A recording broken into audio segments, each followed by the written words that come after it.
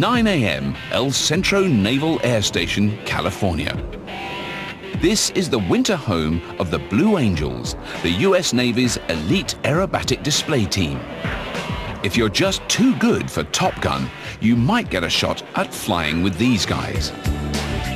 6 of the world's top pilots are about to put their $30 million F/A-18 Hornet fighter jets through maneuvers that would tear the wings off any ordinary aircraft. These are no ordinary aircraft. The lightweight paint job reduces drag. Every possible step has been taken to keep these aircraft streamlined. If you look on the wings, you'll see there's no external tanks, no external pylons. Even the fuel pump is modified to keep pumping while flying upside down for prolonged periods.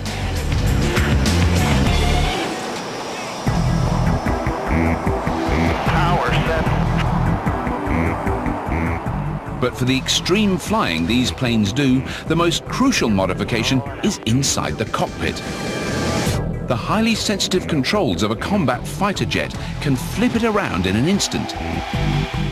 But when planes are flying less than 18 inches apart, that sensitivity could be fatal. The Blue Angel's solution is a tension spring attached to the F/A-18's control column to help keep it steady. Lieutenant Mark Swinger explains. It's simply a bolt-on spring that the engineers designed that has about 40 pounds of forward pressure. I have some maneuvers in the diamond formation where I will literally, with that 40 pounds of forward pressure, move my fingers with the stick, and the airplane moves how I need it to move. The extra pressure from the spring stops any tiny twitches from turning into dangerous maneuvers. The tight turns of aerobatic flying cause problems for the planes, but they also put enormous strain on the pilots. If the plane climbs or turns suddenly, the G-force can quickly drain blood from the head down to the feet, causing the pilot to black out.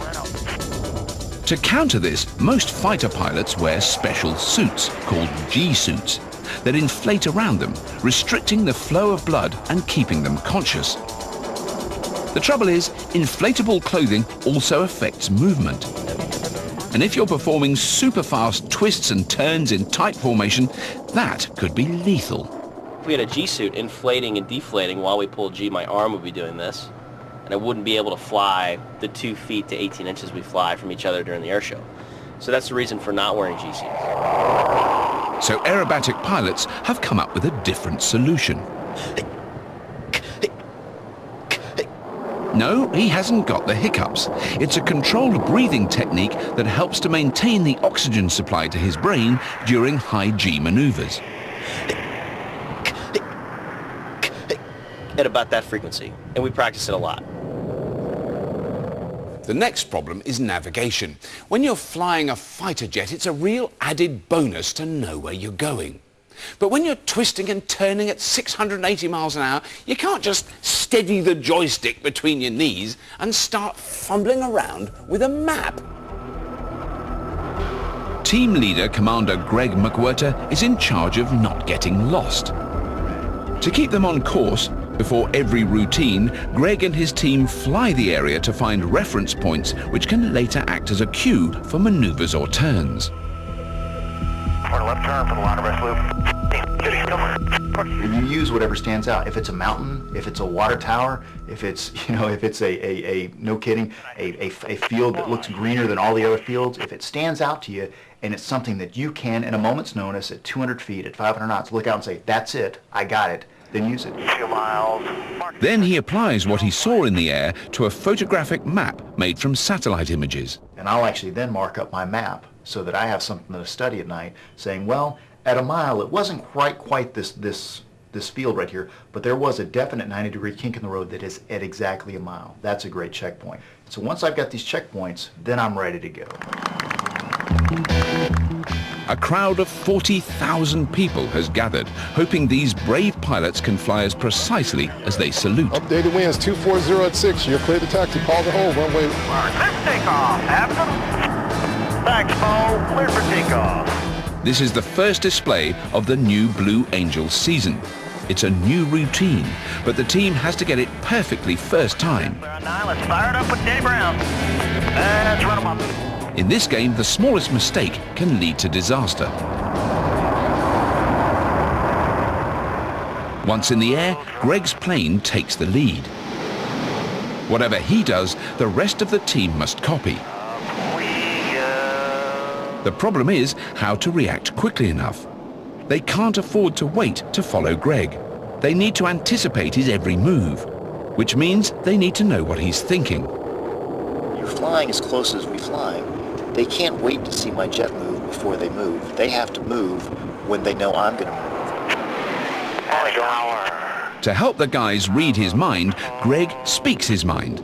He describes everything he's about to do, but in a really weird way. Burners ready now. Using power. Using more power. Stand by the ports. No, it's not the G-force making him talk funny. The team knows that the speed and tone of Greg's voice reflects the timing and duration of his next maneuver. When he turns slow, he talks slow. Quick rolls demand fast talking. Ready, hit it. Timing is everything. For the team's most exciting maneuvers, like the fleur-de-lis, they have to split up. Ready, break. The trouble is, when they're separated from Greg, the other pilots have to handle their own navigation. When you're flying like this, a sat-nav simply won't do the trick. So instead, the pilots depend on something less high-tech, but a lot more reliable. And the solution fits in the palm of your hand. Reflected sunlight from this pocket-sized mirror gives pilots a constant reference point so they can instantly work out their position. 310, we're in a left turn for the line of west loop. Lieutenant Manuel Sanchez is in charge of looking after the planes. With the sun angle, you can actually flash it at the jets, and no kidding, the pilots say that it's like a big, giant diamond just gleaming on the ground. It's the simplest and most effective way for the ground team to guide the flyers home, as long as no one's checking their makeup nearby.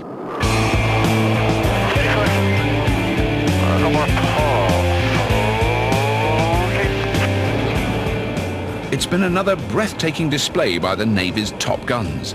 The crowd at El Centro certainly seem to appreciate the results of all their hard work.